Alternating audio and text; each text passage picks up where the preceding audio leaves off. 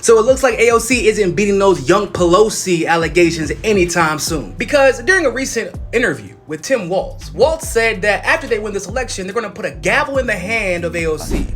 We're in the middle of a pretty busy 9 days here, as you know.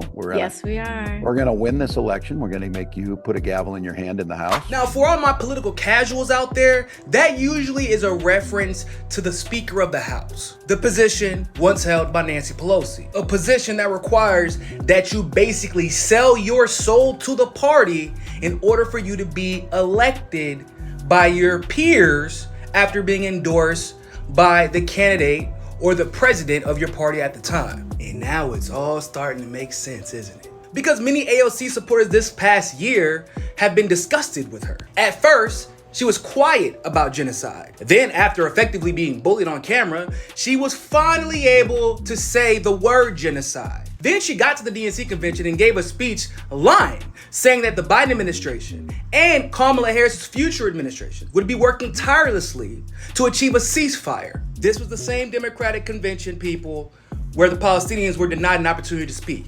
Yeah, that one. But whether it was shouting down Palestinian protesters at her rallies, telling them to be quiet and let her speak, or Kamala's husband, Doug Emhoff, being selected as the most influential Zionist in the world, or literally giving a speech saying, yeah, we're going to continue giving Israel whatever the hell they want and we're not going to change that. Kamala has made it very, very, very clear she will continue genocide if that's what Israel wants her to do. And much to the surprise and the chagrin of many of AOC's fans, not only has she not rescinded her endorsement of Kamala Harris, she's actually gone harder on the campaign trail to get her elected. So whereas under Biden, she was finally willing to admit that there was a genocide happening in Gaza, under Kamala, she's endorsing the genocide.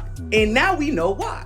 Because she was promised certain assurances if the Kamala Harris campaign were to be victorious. In the same way that Bernie was given certain positions and certain power after he endorsed Joe Biden in 2020. Man, with this level of duplicity from AOC, I know Bernie Sanders is somewhere smiling, just proud of his little protege. So yeah, ladies and gentlemen, AOC went from the congresswoman who came to make ruckus and who openly and actively criticized Nancy Pelosi to literally being Nancy Pelosi. So share this video far and wide when someone wants to call AOC a progressive. Because last time I checked, progressives don't endorse genocide for positions of power in the government. And if you're expecting AOC to actually fight for something as Speaker of the House, go ahead and take that idea out your mind. Because we all remember Force the Vote, when AOC actually had an opportunity to force Nancy Pelosi to bring to the floor a vote for Medicare for all, and she absolutely refused to, even though she literally had the power to do so.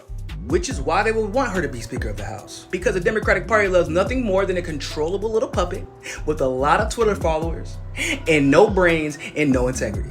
So, you know, AOC definitely checks all those blocks.